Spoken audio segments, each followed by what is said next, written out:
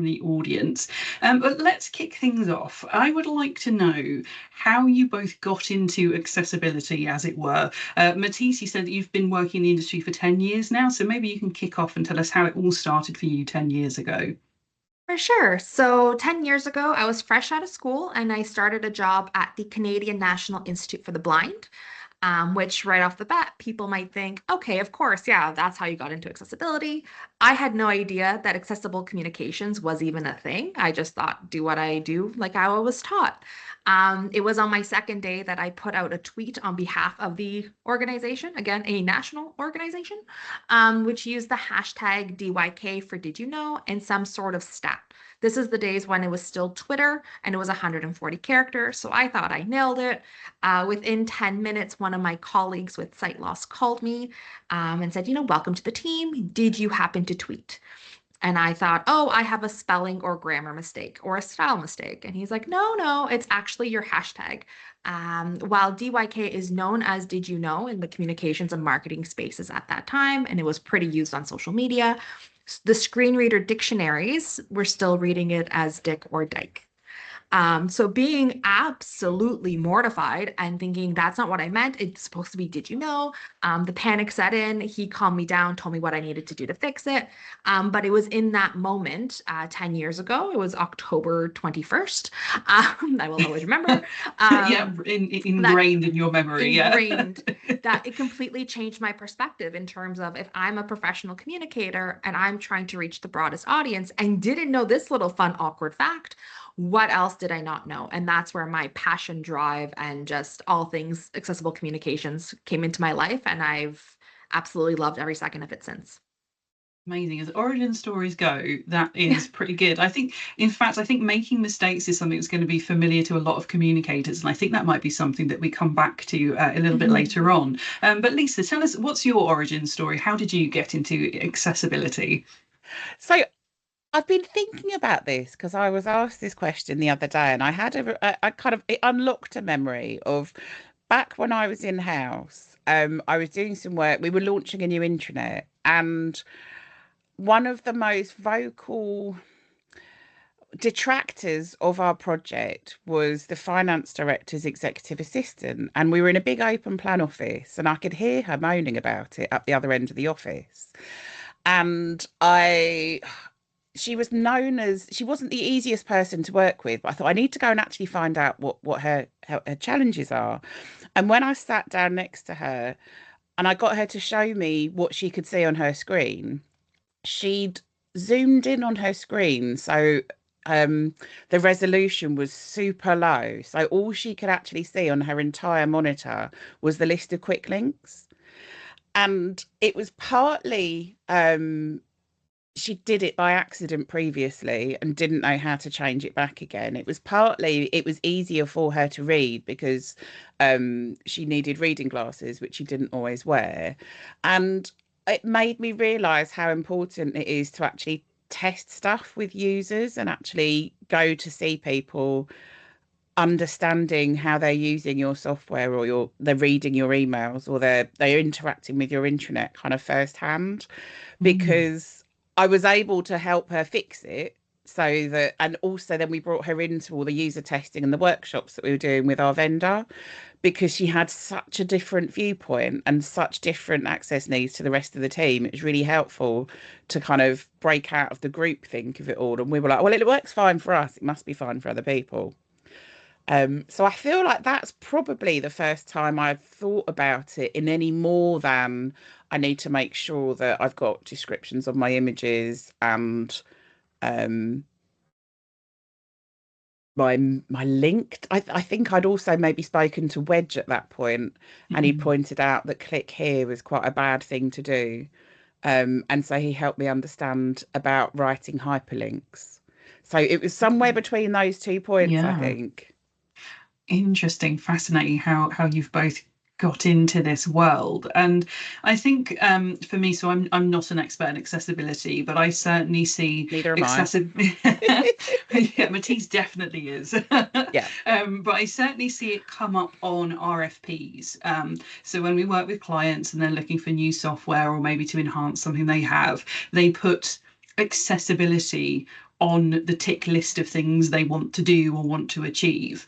But what does that actually mean in the context of a digital workplace and internal comms? What does accessibility really mean beyond it just being on this list of things to tick, or yes, put alt text on images?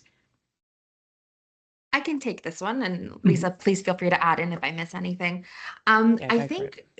I think when it comes to those RFPs where people are putting in accessibility, they don't even know what that means.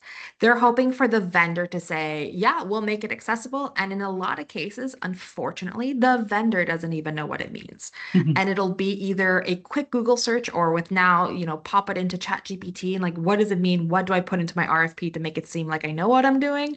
And then we'll wing it to try to figure it out.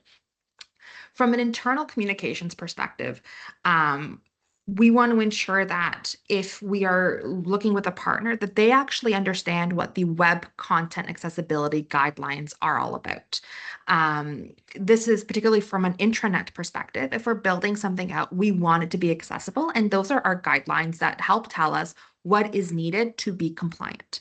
A majority of the legislations around accessibility refer to the Web Content Accessibility Guidelines 2.1 Level AA, but it should be noted that the Web Content Accessibility Guidelines, which also is referred to as WCAG, so you'll hear me say that in and out as well, WCAG, are actually at the 2.2 version, and that is now considered an ISO standard.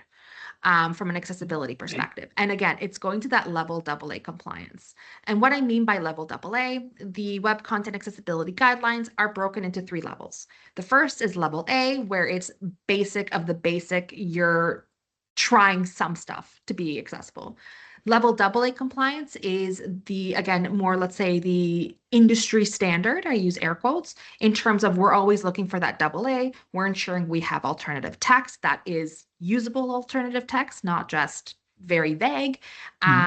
We are ensuring that our links are descriptive. So to Lisa's point earlier, we're not saying click here. We're saying download our annual report, if it's an internally, that sort of thing. We're ensuring we have proper structure of our website. Even in an intranet, we're ensuring that it's not just loaded with, for example, heading 1 tags throughout. It actually has semantic reasoning and how things are engaged with. That our documents, if we have documents that we're sharing, that they're accessible as well. So when we're looking for RFPs or RFQs, and I can share this with you, Suzie, as well, as sort of like, what kind of questions should I ask and what are the responses I should be looking for from a vendor that then can be shared with everyone.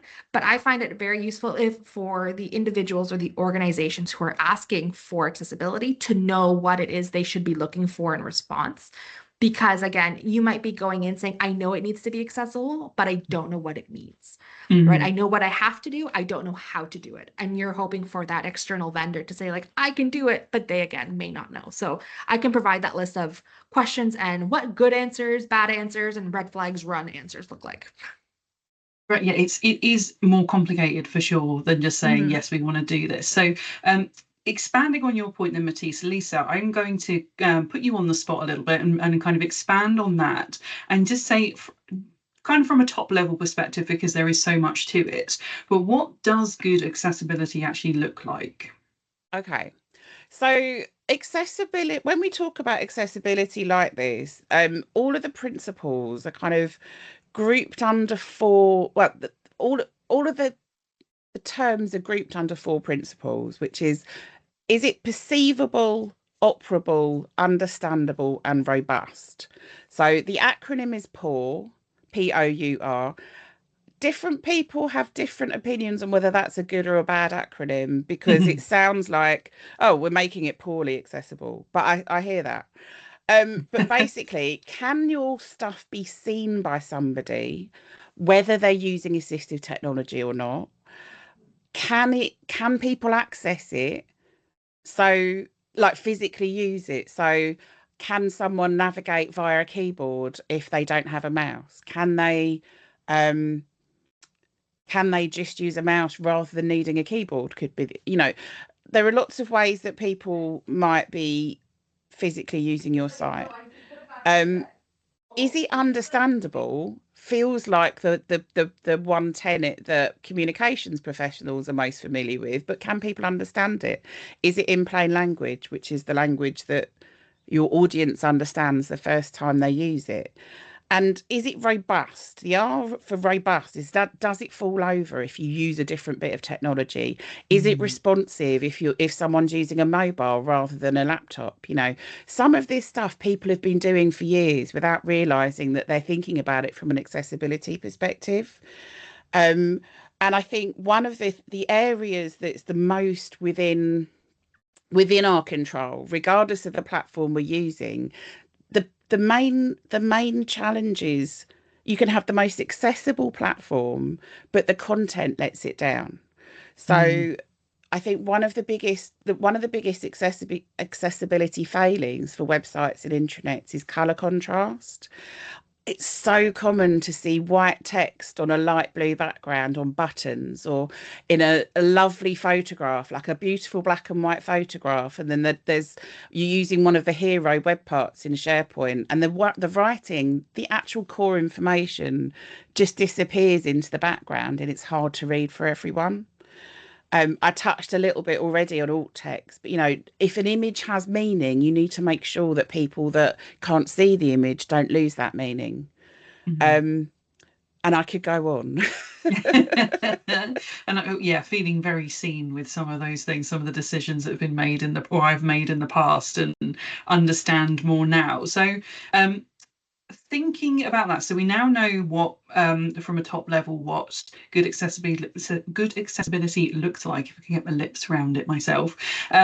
Matisse, I'll come back to you. What difference does good accessibility actually make to organizations as a whole? So obviously those people that need it need those kinds of considerations and approaches taken to content and the way that intranets and websites are built. But what about for maybe those who don't need these considerations? How does it actually make a difference, a positive difference for them as well?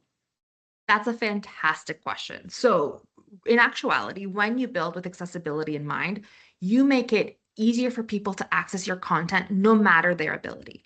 They don't have to be using assistive technology. It's just for anybody who's accessing your content, it will make it easier. We're writing in plain language, which means that the end user who is accessing the information doesn't need to read it 3 times over to understand what is being asked of them, or having to call a friend to be like, hey, I still don't understand. Do you get it? Right? From an internal perspective, that could really help out, HR and other departments when they send out pieces of information, that people get it right away versus the 12 emails saying, can you clarify this? Or the phone calls when you're trying to do your job and they're still asking questions like, I still don't get it. I still don't get it. From a navigation perspective, when we're being accessible, we know where things are supposed to be naturally. And that goes back to that POUR principle that Lisa was talking about, the operable and understandable perspective. It operates in a way we know it's supposed to operate, and we can understand how it's supposed to operate. Other aspects of it is that it opens up your talent pool as well. When you're building with accessibility in mind from the start, it's not a matter of, oh, we're going to have to fix that if you happen to hire somebody who does have a disability and uses assistive technology. You already have everything built out in a way that anybody can join your team and not face barriers overall. Okay. And maybe the next logical question on from that then, Lisa, I'll go to you again, is what impact does poor accessibility standards have on employees? Again, not just those that need it. What impact can any organisation see where this just isn't factored into what they're doing? So I think for me, nobody is ever reading your information or accessing your content in perfect circumstances. Everybody at some point in their day, if not, or some point in their week at least, if not as a constant low level threat, is a little bit more stressed. There are when you're thinking about someone trying to multitask, or someone's asking a question of them and there's people in the background and there's lots of people on calls around you, it's harder for everybody to focus. And if you're being actively excluded from being able to actually understand the information in front of you, it can have a negative impact on employee engagement. Um, and also, it's not that we're talking about an edge case here. So, everybody at some point will be stressed. There's a cognitive load on all of us as we're doing our jobs. But 1 in 3 of us will need assistive technology at some point in our lives. So reading glasses do count as assistive technology. But when you think about, so 1 in 3 of us will need assistive technology at some point. 1 in 4 people in the UK, it is are identify as having a disability. So it's 25%, I think it's 24% of people here, and it's about 25 or 26% in Canada, if I recall correctly. Like, this is like a quarter of us have additional needs in this area. And I think one of the stats that blew me away a little bit when we were researching for our book is that 1 in 12 men are colourblind, and 1 in 200 women, which is a weird disparity in itself. But if 1 in 12 men are colourblind, and you're creating a report deck or creating a dashboard for your board, and given the gender disparity in the UK, the chances are one of your boards probably going to be colourblind, if that's the statistic. So when we're thinking about designing with colours and not just using colour to denote meaning on things, people could be actively misled because they've misread something. So this could be a health and safety issue for your organisation if you've got a warning system that involves just red and green lights. If for someone that's red green colourblind, that's not going to help them. We need to be thinking about, from an operational point of view, but thinking back to intranets, like, if you've got a dashboard, make sure, like, if you're using a spreadsheet and this is your RAG thing, make sure that you've got the words in it as well. You could be using symbols or a different kind of hashing as part of your, sort of shading a colour. So you're not just relying on colour to present really critical information. That's interesting. The number of people that either rely on technology, myself having had reading glasses prescribed to me just before Christmas. So I now count amongst those people and hadn't even really realised. And a friend of mine is colourblind, and he said the worst thing that we could ever do to him if we wanted to play a prank was put a carrot in grass, because he just would not be able to see it the way that his eyes process colour. So it's really fascinating to think about the ways that people interpret the world around them. And you mentioned there a couple of things about if you've got a spreadsheet or the way that you're designing a website, that all of those different tasks that we all do in different degrees every day. And Matisse, I'll come back to you and ask then, whose responsibility is accessibility? Is it a particular team? Is it an individual whose role is just about accessibility? Who is responsible for it in an organization, or who should be responsible for it? I love this question, thus the big smile on my face. So over the years, it has turned into, it is one individual's responsibility. They are the subject matter expert. That is our go-to accessibility person. But if anyone has been following the trend within the accessibility space, you're sort of seeing the death of this subject matter expert, because it is not just one individual's role in an organization to ensure accessibility. Everybody plays a role in creating accessible content, whether it's for an intranet, whether it's internal, whether it's external, we all play a role. Your IT or web team are definitely responsible for creating the structure of the website to be accessible, or the intranet to be accessible. However, if we're the ones writing the copy, it's our responsibility to write in plain language and provide alternative formats if required, or options for the alternative formats if required. The graphic designer is responsible for thinking about color contrast and how they're designing things in a way that is understandable and easy to really engage with, and then working in partnership with the communications person to say, how do I write the alt text or an image description for this? So it's everybody plays a role. It might be a different role, but they all work together in creating accessibility in what we do and what we produce. Great, thank you very much for that. Right, I have refreshed Teams and actually have some questions come through now. So thank you everybody who submitted a question. I'm actually going to start looking at these and posing these, because I want to make sure that we get through as many audience submitted ones as possible. So going back to Lisa, you were talking about the different needs, the different types of needs that people have. And there's a question that's come through which is around neurodivergence. And there's been conversations that have moved on in the past few years where neurodivergence is being viewed as a visibility, and it's slightly different from more visible disability such as sight loss. So within that concept of neurodivergent users, then how do people design with those people in mind in the wider web design, as well as within content specifically as well? Lisa, did you want to start with that one? And Matisse, maybe if there's anything you want to add, come to you after. Sure. And that's also a really good question. One of the challenges that we often come up against is that with groups of people with differing needs, how can you prioritize one over the other? And the good news is that a lot of the guidance actually helps everybody. So thinking back to that plain language perspective, writing in plain language helps neurodivergent folks. It helps people with if you're writing without ambiguity, that particularly helps autistic folks who might need very specific language, might need very specific terminology. That also helps if you've got an international audience, because the number of times we've seen idioms and metaphors poorly translate to a local audience. Thinking about who it is that's going to be reading your information, plain language helps everybody, even experts and technical specialists. There's research that says that even experts prefer plain English. And again, it comes back to, nobody's reading this in perfect circumstances. So clarity is really helpful. It saves people. It might take a little longer up front, but it saves so much time in the long run. And then thinking about sight loss versus neurodivergence is the specific example that was called out here. I think, and this links to one of the other questions that's been asked.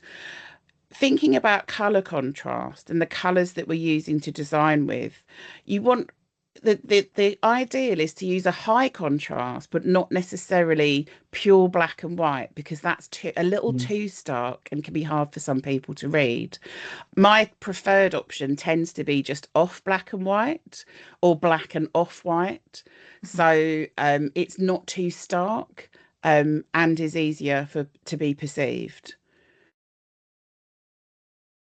Yeah, I would completely agree. And if you're looking for a off black or a very dark gray, using the hex code 121212, that's a really great one. So it's not completely black, but it helps offset it, because when we have that pure black and pure white, while it does meet that color contrast requirement, and we're all used to saying like, oh yeah, black, black text on white background is exactly it. It causes a halation effect where the text appears to glow or gets fuzzy around the back, on the edges. So, and I think I pronounced that correctly. I always mess that up. So it's Halation,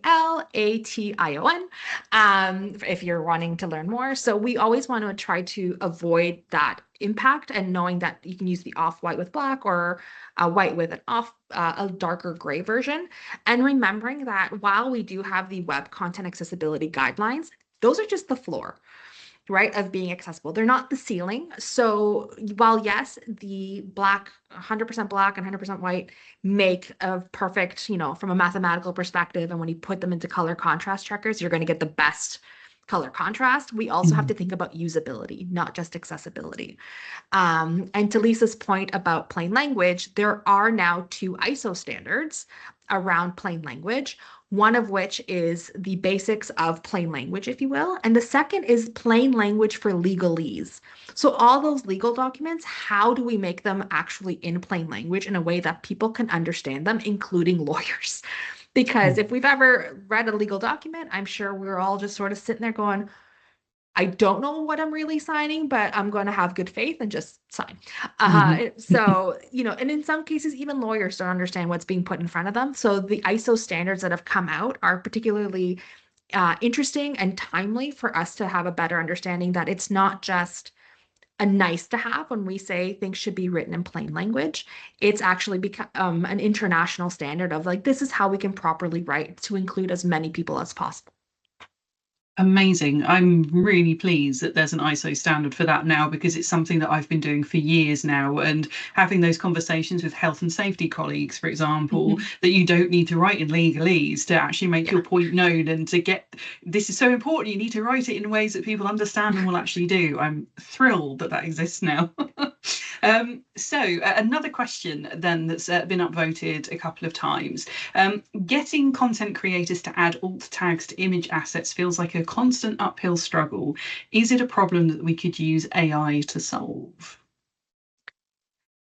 I can go first, and Lisa, feel free to go add on. in. So AI can be a great starting point, for sure. However, we have to also acknowledge the human touch needs to be involved in this. AI doesn't understand context. And Lisa, you have a great example of this in a lot of your presentations. So I'll throw it to you to kind of talk about that with the Sydney Opera House. But AI doesn't understand context of how we're actually using the image itself. That's where the human component comes in. And so understanding what that image is being used for and what its pairing is when it comes to the text that goes with it is very, very key. But if you're looking for that starting point, popping your image into AI to get that, woman sitting in a chair with a white background behind her, that can be a good starting point, but then you can add to it as well. And Lisa, your example, like I said, is fantastic. I love it every time you share it. Okay, so picture the scene, if you will. And I know some people might have aphantasia here, so I appreciate you're not looking at a picture of the Sydney Opera House. But there's this photo of the Sydney Opera House, and depending on why you're using that photo would mean different reasons for using your alt text. So if you were a company based in Sydney and you had a photo of the Sydney Opera House, you might just be using it to show what the weather was like last week, and it was a grey, overcast day. So it's just illustrating your leadership team's blog of the week. It could be that you're a travel blogger and you're using this to show a fantastic photo that you took. It's like, here's Sydney Opera House framed by the flowers in the botanical gardens, like depending on why you're using that photo, your alt text might be different, as well as the surrounding text that goes with it. So when we're thinking about pictures, you've got the alt text, which is, if you're using something like Blue Sky, all users can see it if they dig into it. But most of the time, alt text is only used by people using a screen reader. And I think, so Leonie Watson wrote an amazing post about this a couple of months ago, thinking about AI, and particularly when thinking about, say, shopping for a jumper. And she was talking about how so many retailers forget to put anything in at all. So if they say it's a jumper, if the alt text gives you any description about it, it's roughly correct. It's like, is it better or worse than not having anything if I've got a little bit of information in the background now? But then when you think about if you're putting alt text against a picture with people in it, what is the fate? Why is that picture in there, and what is the significance of it? I've seen examples where AI has misgendered people, it's misdescribed them, it's pulled out a really inappropriate feature. You've got to think about. I saw an example of a tool that someone had built the other day where it was literally, and they farmed all of their images into this AI alt text generator. And it depends on your use case. It can certainly do a great job in some cases. I've noticed in PowerPoint, for example, you can use the built-in generator. Occasionally, it gives you exactly the right thing. Most of the time, it says a picture of a computer. So it completely depends on your tool. It really needs that human oversight. And I think one of the dangers with both, and I'm sort of answering a little bit of another question here as well.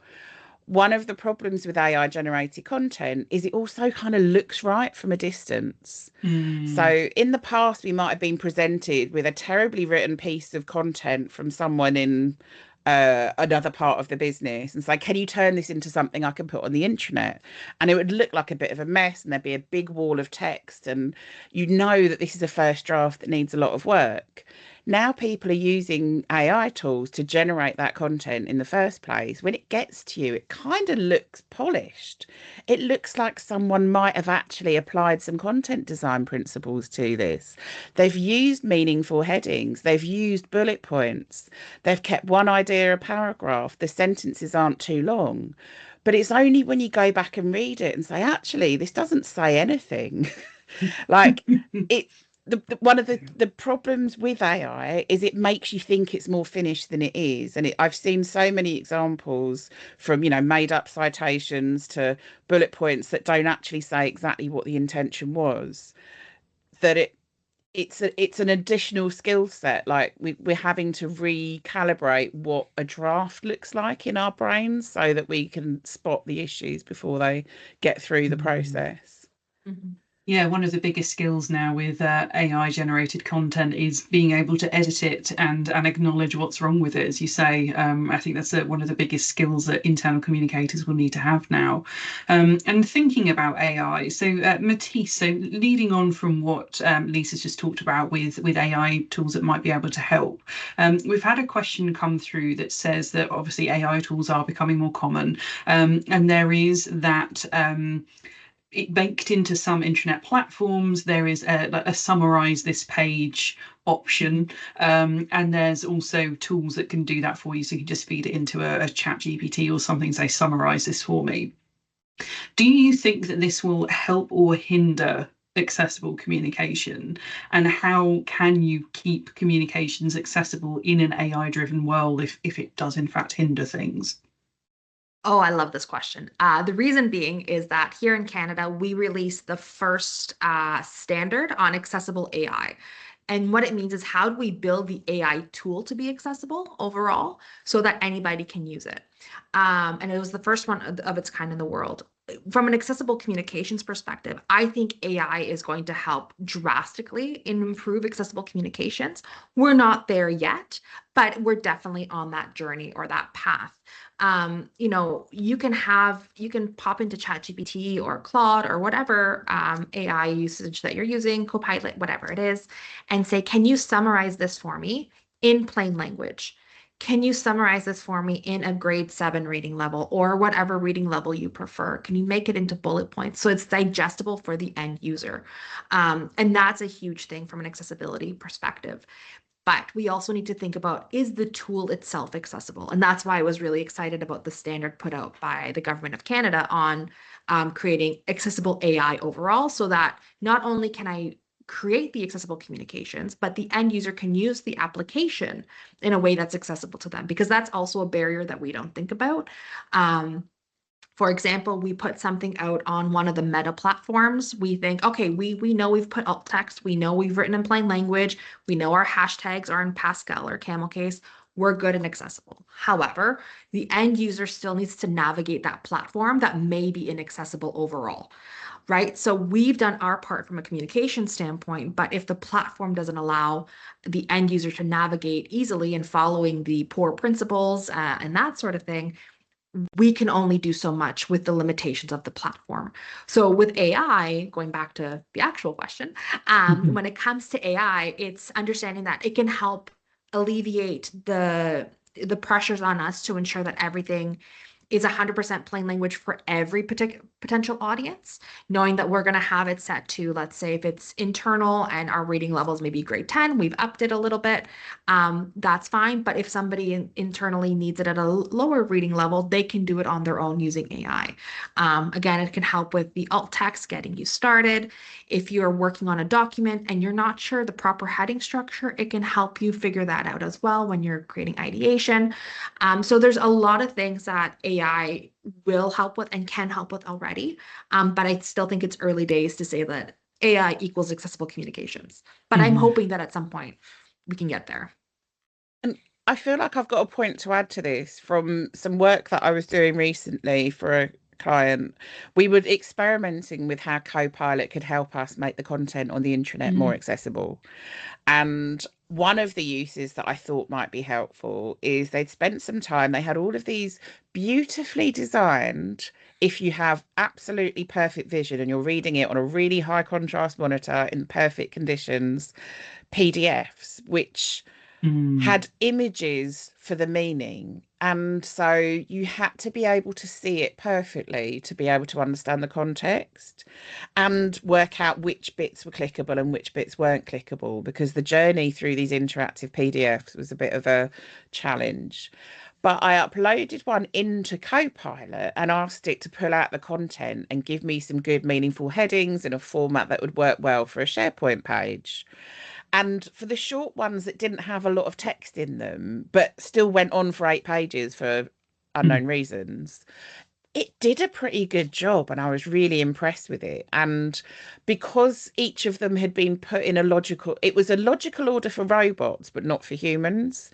So it was very good at pulling out the content and putting it into a structure. And because, like I said, because there was a visual order, weirdly, Copilot could do it well. When I took a document that was actually, apart from the fact that it was too long, it was actually written more accessibly. When I gave that to Copilot, because it was 8 pages worth of text, and I asked it to pull out the content onto pages, it's like it gets bored. So the first page, it did a reasonably good summary of. It did give me some meaningful headings. And flipping back a point, if you've got meaningful headings on your page, an AI overview will also do a much better job of summarizing for you. So if you're writing, if you're writing for humans in that way, you're also writing for AI, you're writing for SEO, if your headings are answering the questions people are asking for. But so the last page of this 8-page document, and it was reasonably well written, it was quite clear, but it was 8 pages of text. It just shortened it. It didn't summarize it. There was a paragraph about, one of the most important points, which was for some reason on the 8th page of this document, but the most important point was, if you leave, your uniform must be securely disposed of. And it explained what that was. And the summary that Copilot gave was just secure uniform destruction as a bullet. Like, it lost all of the meaning. It didn't give you any of the information. And it was so frustrating, because I really thought that this was going to save us loads of time on the project and help us get some content out of these. Once it was a PDF, it was very difficult to navigate. It added time rather than taking it away. Like, we would have been much better to just copy and paste it all into a Word document. Yeah, I think what you said earlier about AIs getting bored, I think that is accurate. They do have a certain amount of processing power before they get distracted and stop bothering, I think. There's a question in here which I think ties in a little bit to using AI. So AI is a tool, and it does help, and it is a good starting point for some of these things. I think it also addresses some of that concern for those of us who don't know what we're doing with accessibility. We want to try, and there's a degree of fear of getting accessibility wrong. How would you say, Matisse, what's the best way for someone to get over that fear of getting accessibility wrong? This is an excellent question. And as somebody who gets it wrong all the time, and I learn from it, when you think you've got it, but things have changed, remembering that the accessibility journey is progress over perfection. The end goal is not to be perfect, because we will never be perfect. And that is usually a shocking statement made to others who think accessibility, if I meet all the criteria I'm supposed to, everything's checked, I'm 100% accessible. You will be for certain instances, but at the end of the day, it all comes down to that end user experience.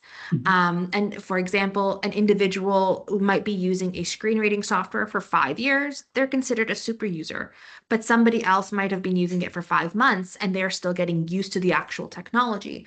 So their experiences on your intranet or with your documents or with your communications could potentially be very, very different. While the 5-month user says, I'm struggling with certain aspects of it, the super user might know it so well. He's like, oh, I can navigate this, no problem. So being aware, whether it's, your intranet, your documents, your communications, or even your alt text, the fact that you are trying to make a more barrier-free society and barrier-free internal world for your employees and for your staff, that's the biggest thing. And we learn as we go along, right? So you might put in an alt text that you think, okay, this works. But as you get more practice, you look back and go, ooh, I could have done that better. Because it always comes with practice. Practice makes permanent at the end of the day. And so as long as we are practicing, we are applying what we're learning, we are also open to feedback, right? That's another thing that, especially when it comes to accessibility, we're terrified of feedback because we think that, oh my goodness, I've done this wrong. When instead, if we change that perception and say, okay, I can learn from this. What can we do better next time? Or what can we improve now? Because again, it's that journey. We always learn from something. And if I hadn't taken that feedback of the hashtag, I wouldn't be where I am today. But also, just in general, we get better when we get that feedback, whether it's, this didn't work for me. Okay, let me figure out how we can make it work, and having that conversation with the individual on what didn't work, how can we do that better for your usability and accessibility, all the way through to you getting so used to it that you can tell that, okay, from a color contrast, that's not going to work off the top of, right away. And, it just comes with that practice. Practice makes permanent, and not being afraid to make the mistakes, but also being aware you have to learn from the mistakes. Completely agree. And I think it's so interesting how it depends how someone challenges you, because you had such positive constructive feedback when you first did your hashtag. And I've seen it happen at different organizations where everybody's frustrated on both sides. And so a communication's been sent out by the internal comms team, and then one of the accessibility leads comes in and says, well, this isn't accessible. And everybody kind of doubles down, like, it's being able to actually have a constructive conversation, because when we're all super busy, it feels like it's extra work. But actually, if you haven't filled this stuff in, or if you haven't got it right, it means that your work was unfinished. And I think one of the things that can also help alleviate the fear of getting it wrong is planning it into the process from the beginning. If you've got a spreadsheet where you're planning out your communications, make sure there's a column in it for your alt text and for your image description, if that's in that context too, because that helps. If you've got it up front, it means you're not frantically doing it 5 minutes before the deadline of when it's due to go out, and then panicking and saying, oh, no one will notice, I just won't bother with it. You've both mentioned some things there around learning from the mistakes and trying to make improvements. What do you do for those people who are listening who are maybe in a very large organization, or maybe where they're not, but decisions about branding and logos and the ways that templates are set up is decided elsewhere? What advice would you give someone, Matisse, I'll come to you first. What advice would you give to someone who feels like they are stuck, that they don't feel like they have the power to do something? Is there somewhere they can start, or is there, can you think of any resources where they can go and find out more information and make reasoned arguments to argue for the need for better accessibility? Yeah, that's a great question. So part of that, I've helped what I've done with some other organizations where they felt like, well, accessibility is more of an afterthought. If we can get to it, we'll get to it. Was providing, here's a list of resources. just start learning, just start reading. Maybe not necessarily applying, because from a cultural perspective, we're not at that stage. But let's start to engage you in understanding why this is important. I have clients in the United States, and that's really easy to say, do you want to get sued? Because there's that component of it. They're Yeah. very litigious. And so when you say that, they're like, okay, yeah, we'll fix things. But I've also had clients who have come back and said that we would rather just pay the lawsuits out because it's easier than us having to learn something. So it comes down to that cultural perspective within an organization. So how do we shift that culture? And having lunch and learns, bringing in people to talk about this stuff, having employee resource groups who are focused on from different departments who can come together to say, okay, how do we champion this? How can we work in our individual departments to start to move the needle, if you will, to become more accessible? It's it's a process. Like I said, it's a journey all the time. But having those avenues to bring in insights and just sort of flag in, what I used to do in meetings is always say, have we thought about the accessibility aspect of this, especially if you're brought in at the early stages of something? Have we thought about, do we need transcripts for our videos? Do we need to have audio descriptions for our videos? Do we need to, have we just thought about writing it in plain language? Even another aspect of accessibility, have we thought about writing it in multiple languages, given who our target audience is? Do we have budget for that? What's the game plan? And thinking about it in that sense and just starting to raise those questions, you might become the annoying person in the meetings who always asks those questions, and you can play it off saying, me again, you know what I'm going to ask. How have we thought about this? But it starts to then sort of seep into the mindset of everybody else saying, okay, what have we not thought of from an accessibility perspective, and slowly moving that model forward. That's how I've done it, and what I've found has worked the best is starting small, but then slowly getting bigger as you get more buy-in, by showing the worth, and having that resource library is always a great start. Mm. And talking of resources, you have both written a book together about accessibility. So, Lisa, I will come to you for this question. What was the thorniest issue that you uncovered when you were researching your book? What was the thing that you either kept coming back to and was the most difficult, or the thing that you always found was being got wrong? Well, I think it comes back to the very first conversation I ever had with Matisse, because we met in New York at the IABC World Conference, and Matisse was doing a talk about accessible PDFs. And I'd basically come to the conclusion from the various trainings and things that I'd had, particularly doing some contracts for the UK Civil Service, that PDFs are never accessible and we should avoid them. They're evil. And the problem with PDFs is that to get them fully accessible and compliant and usable takes a lot of time and effort, and lots of people don't know how to do it. And the default PDFs, that is, particularly if you print a PDF and it's just a scan of an image rather than a actual diagram, causes lots of problems. But Matisse is very clearly outlined that there's lots of ways to make sure that a PDF is accessible. And also, having a conversation with someone who recently lost their sight, they said, well, I still prefer a PDF. I don't trust that your web page, especially these SharePoint pages, I like to just pinch and zoom in and a PDF doesn't mess about, because she wasn't Mm. using any assistive technology yet. She's like, at least my PDF stays as it is and I can just zoom in on it. If I try and do that on a web page, it goes haywire. So again, she's used to dealing with very poorly formatted web pages that aren't responsive as well. Because in principle, if you design your pages with a nice responsive layout, they should work on any size screen. So I think PDFs has been the biggest, and it still remains the biggest thing for me. Right, thank you. Yes, PDFs are, can be a bit of a thorn in the side, I think, depending on how large they are. And I am very aware that we have our own PDF that's over 900 pages long. So yes, I can fully appreciate, the PDF arguments. So conscious of time, I think I have time for one more question left for each of you in turn. So Lisa, I will start with you and I'll let you finish, Matisse. So Lisa, if you could give one piece of advice to people listening, what would it be? Check your color contrast. Try and avoid your white text on a photo background. If you've started using, this is it's all about color contrast. But if you started using some of the editorial card web parts in SharePoint, up that overlay color so that the text on top of your picture is readable. Stop relying on a horrible black background that makes both the photo hard to look at because it's ugly and the writing hard to read because it's still difficult. Great, thank you. And same question to Matisse. If you could give one piece of advice, what would it be?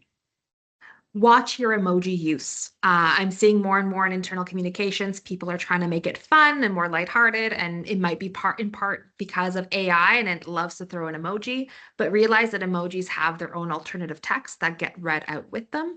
So if you're using emojis as bullets, for example, that is going to be very cumbersome and very difficult to navigate and to listen to.